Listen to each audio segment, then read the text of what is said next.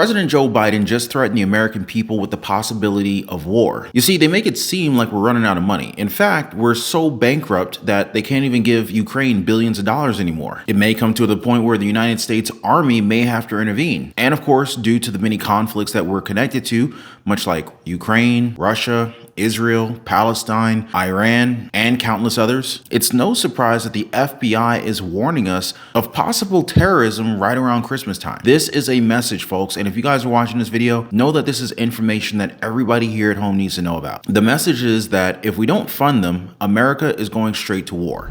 Congress needs to pass a supplemental funding for Ukraine before they break the holiday recess, before they give Putin the greatest Christmas gift they could possibly give him. And so because we've seen what happens when dictators don't pay the price for the damage and the death and the destruction they cause, and they keep going when no price is paid. The threats to America, to Europe, and the world will only keep rising if we don't act. And I intend that we act. The American people, Democrats and Republicans alike, I think, understand this, and they understand the very real fight that's going on right now. In the winter, this winter, Putin plans once again to bombard Ukraine's electric grid. He intends to, with rockets, plunging families into darkness in the coldest part of the year and doing great damage. We can't and won't let him succeed. We mustn't let him succeed in that. Mr. President, I've called on Congress to do the right thing, to stand with Ukraine and to stand up for freedom. Now, I got a couple of stories that explains what the president said here, but I want to go ahead and ask you guys something. How would you feel if the Biden administration sent our troops to fight in any of these wars? Just go ahead and comment a 1 if you guys think that that's a good idea, and comment 2 if you don't. And while you guys are thinking about that possibility, I'd totally appreciate just a small favor. Bringing these updates to you guys takes a lot of time and research, so please help out by dropping a like for the video, subscribing to the channel, and turning on all notifications. Appreciate that, guys. So getting back on track here, President Biden has made it very clear, if we don't give our billions of dollars to fund Ukraine, we may be seeing our own troops fight this war. Now, I want you guys to remember that when I report something, it's always based on facts. It's actually things that are happening, and just to prove that right now, watch this footage. It's important to see the long run here. He's going to keep going. He's made that pretty clear. If Putin attacks a NATO ally, if he keeps going, and then he attacks a NATO ally, well, we've committed as a NATO member that we defend every inch of NATO territory. Then we'll have something that we don't seek and that we don't have today. American troops fighting Russian troops.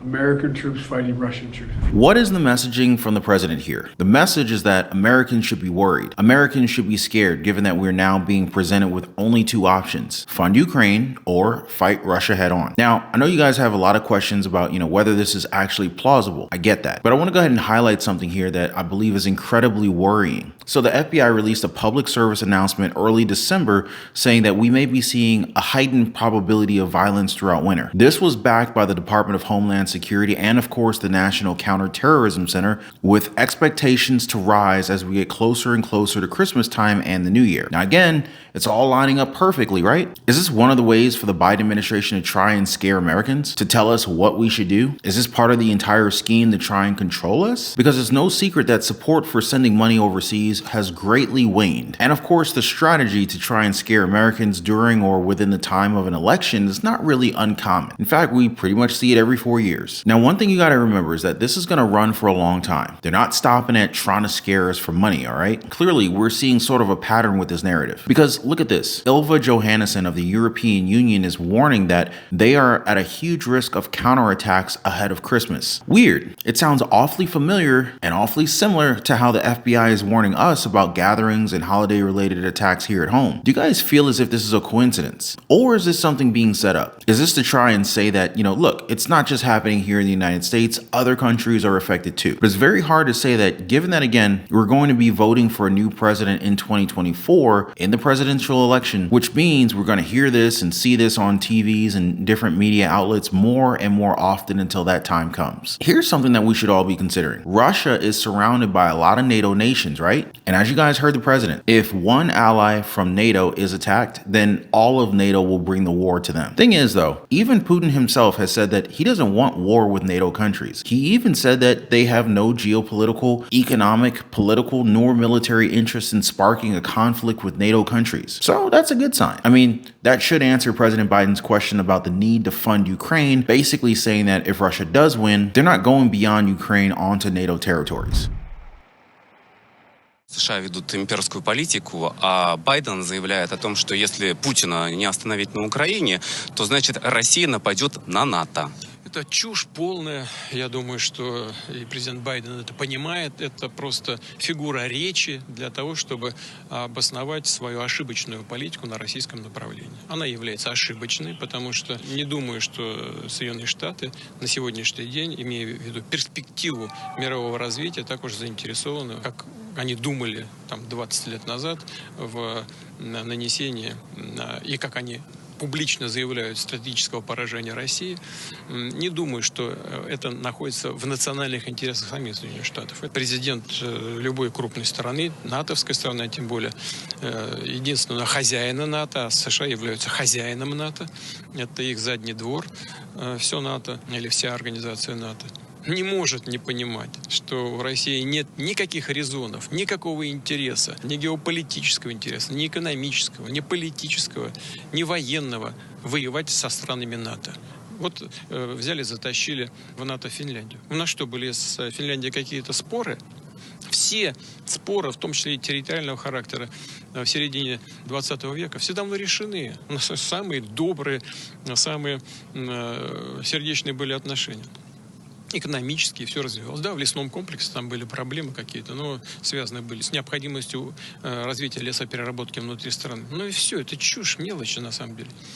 Проблем не было, теперь будут, потому что мы там будем теперь создавать Ленинградский военный округ и концентрировать там определенные, значит, воинские подразделения. Зачем им это надо? Чушь какая-то.